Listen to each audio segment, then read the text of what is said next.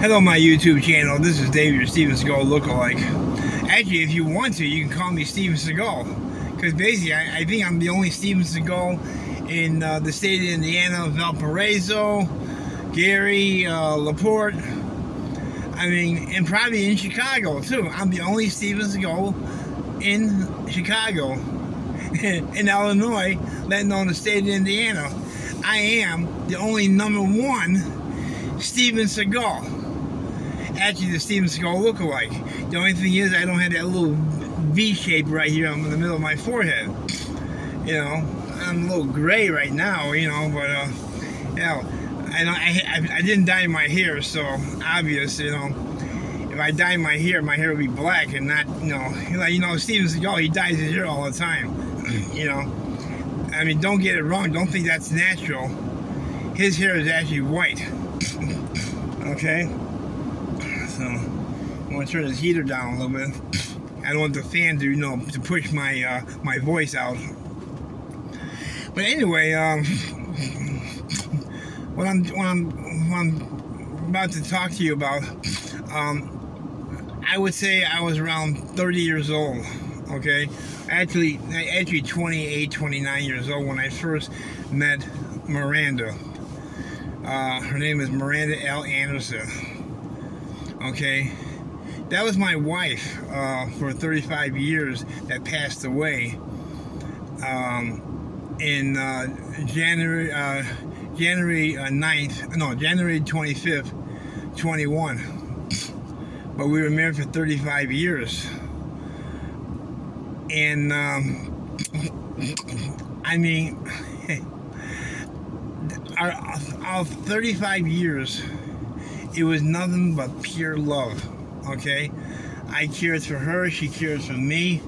When I was sick, she took care of me. She fed me soup, she fed me everything. When she was sick, I waited on her hand and foot and took care of her. And even the day when she got cancer, that was back in 2014, she found out that she was diagnosed with leukemia. And in all those days, I took care of her. I did what I was supposed to do, take care of my wife. Because my wife would have done the same thing for me. Because see, Miranda has a very good heart. I mean, her mother had a stroke. Okay, and besides having her in a nursing home, because she was in a nursing home for a bit, and Miranda took her out of the nursing home to come be with her. She wanted to come home, you know, and I mean, it's such a great feeling to have your own mom there with you. She couldn't really talk, or she could point and, sign language type, and stuff like that. She had feelings. She could pray. She could do everything. I myself never really met her mother. The day that I was supposed to go and actually talk to her mother, say, "Hi, my name is David. Your wife, your daughter, and I are married." It was already too late. She had done passed away. So, yeah, I really got to do something with this. This is really too much now. It's too much gray. I mean, my hair is like turning white. So, she used to live out there in 43rd and Prairie, out on the south side. And I was living in the north side. I was living up there around North Avenue in Hermitage. And at that time, I was with my sister, Melody. Okay. And I did not have nobody. I didn't have no girlfriend because it was very hard for me to find any type of relationship because I was looking for someone that would love me for who I am. And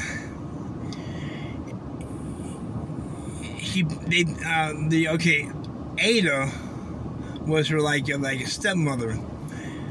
Okay, put me on the phone with Miranda, and it says, and she kept on asking me, "Do you got a job? Are you working or something like that?" You know, because I'm assuming that every relationship that she had in the past was a deadbeat, a person who just wants to sit home, do nothing, play video games, and not even have a job. You know, me, I was working. I was working for a company in Chicago called Cameron Electric Motor Company. It's where they rewind motors and build motors and clean motors and so on and so forth. You know, mainly for an elevator company. You know, I also had another job called Reliance Elevators. So we finally did meet each other. Okay. We met each other, we talked and stuff like this. I told her where I was working at and what I'm looking for in a woman in life, and she told me what she's looking in for a man in her life. And we were just such a perfect match, and she told me the only way that I can live with a man if we got married. So she was in love with me and I was in love with her. And I says, well, sweetheart, why don't we just go ahead and get married? You know, I love you, you love me. Why don't we just get married? We got married and we had a good life for 35 years. Okay. I would try to get into it because I'm afraid that I might fall apart and start crying and stuff like this. Because I miss my wife, you know. That was my wife. That was my partner. You know, everything I had was hers. Everything she had was mine. You know, we shared a whole life together. You know, we shared our life in our 30s and our 40s and our 50s.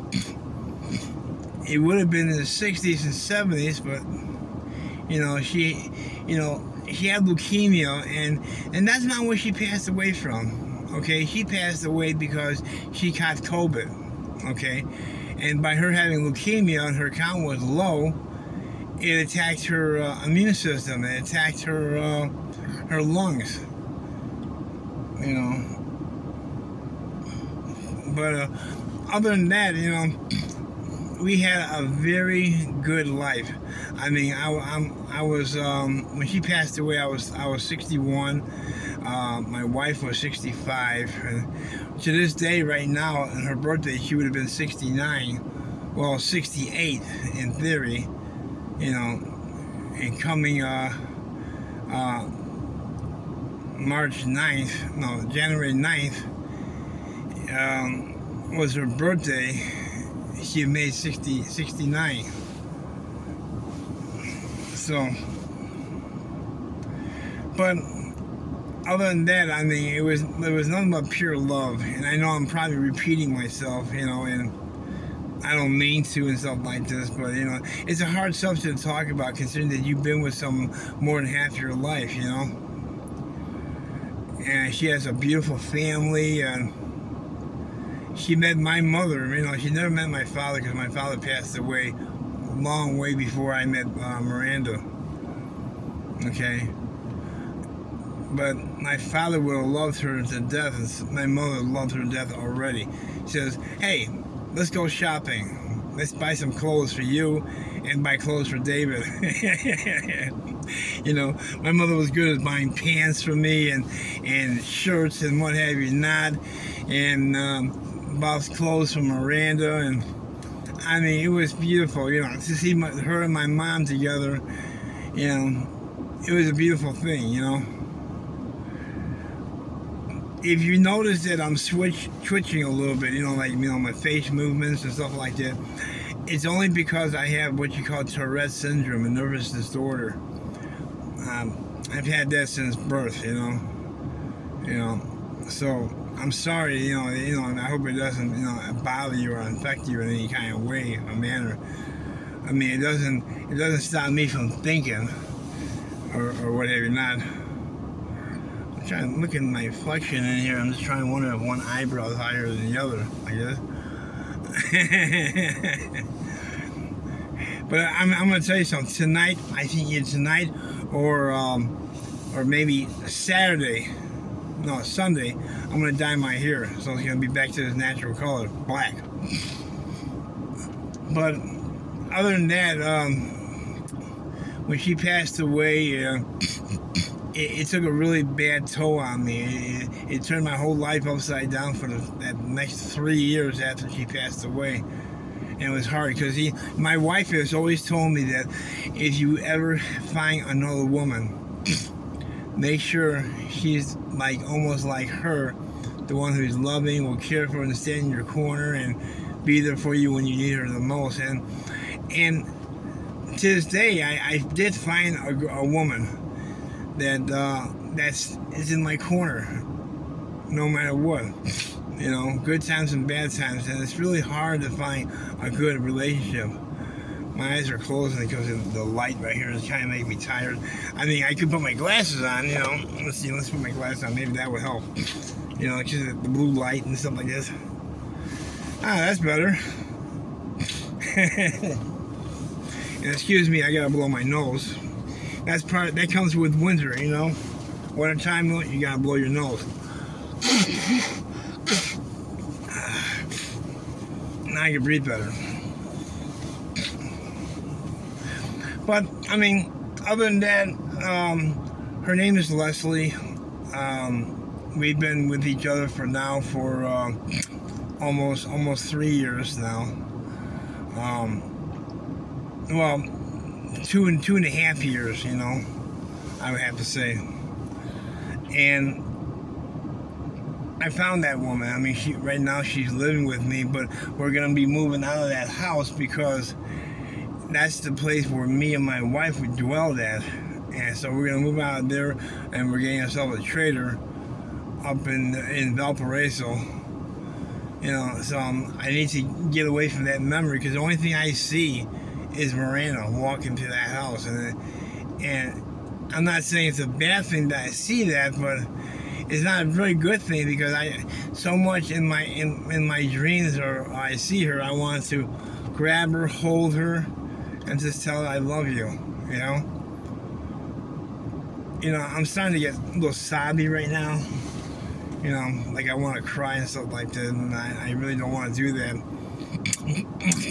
But anyway, I'm gonna post this video on my YouTube channel, and I'm also gonna post it to my Facebook and my TikTok. You know, I usually just share there. And what I'm gonna do, my YouTube channel, all my fans out there, I'm gonna take all the videos that I made on Facebook, and I'm gonna put them on my YouTube channel. Because I want everyone to see the story of my life and the story of my life with my wife, Miranda. So that's what I'm planning to do. I mean, the weather out here is really lousy. It's snowy, and you know, I wish it was summer. You know, another thing too, after my wife passed away, because you know, her and I had a dog. It was a cockapoodle. His name was Peanut. He died 6 months or 7 months after Miranda passed away, and it really hurt. I mean, the people who were really close to me, and especially my dog, you know, before Miranda passed away, she had a girlfriend, and I was close to her too. I mean, you know, not a relationship type, but we were good friends. Her name was Inez Moore, and before her, it was she had a cousin that passed away, you know. Okay, her name was Jen or something like that, or Joanne, I think. So I mean, the only people who are living right now, who is among the living, would be James Anderson, and James is lives in Michigan City. But you know, I think what it is, I'm a little sleepy, and that's why I keep on drifting. But anyway, my YouTube channel, that's what I'm going to do. I'm going to post all my videos from the day one, from the beginning of time. and going out throughout where I worked at Rosewood Restaurant. Now, and another thing too, I work for a restaurant called Rosewood. Anyone who follows YouTube and probably watch my videos or follow my videos, you know, I work at Rosewood Restaurant. So anyone who wants to come and see me, shake my hand, because I want to meet the Steven Seagal in Indiana. I'm right here. I call myself, and you can find me on Facebook too, and TikTok. I call myself David, your Steven Seagal lookalike, one and only, Valparaiso. So hit me up. Let's be friends. If you have any questions, you know, to ask me why you call yourself the Steven Seagal lookalike, because at one point in time when I was younger, I looked like Steven Seagal. I mean, I was working for the Hilton in downtown Chicago. And we knew the limousine driver, and we were gonna go and, you know, look for girls and stuff like this. You know, I was in my late 20s. We went to the Planet Hollywood in Chicago, and he opened up the back door of the limousine. I jumped out of there. Everyone thought I was Steven Seagal. Oh, Steven Seagal, look at he's here. Hey, can I get your autograph? Can I get your autograph? Sure, why not? So I put the Steven Seagal lookalike on there. You know? You know, hey, but that's how it is. I mean, if I take my glasses off, you can see maybe a slight semblance, you know, between Steven Seagal and I. We both similar, look alike. A lot of people thought when you get older, you don't look the same as you did when you're younger, you know. So, but anyway, my YouTube, I'm gonna get going. I'll talk to everyone later. Everyone have a beautiful day. And if whoever lives in the state of Indiana, stay warm. I know it's lousy out here, but don't worry, spring is only right around the corner. Anyway, I'll talk to everyone later. This is David, the one and only Steven Seagal lookalike, one and only Valparaiso. Peace.